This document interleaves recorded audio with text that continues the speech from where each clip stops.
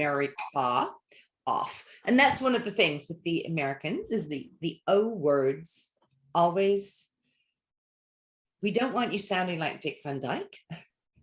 And we definitely don't want you sounding American, but the off needs to be changed to off, off, off, off, off, off, off, off. for throwing them off. Yes, throwing them off, off, Off. off, off. Off. So, how would we write that? Off. Oh. what do you see? The off. Off. I mean, it's definitely more forward in the mouth, isn't it? It's not, because to get the American off, you're having to dip that sound into the back of your mouth, aren't you? Ah, off. Ah.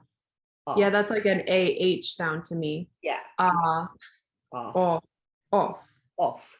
And it's really forward. I mean, it's sitting right literally behind your teeth, isn't it, really? To off, off, off, off, off. Yes, off yeah. to off.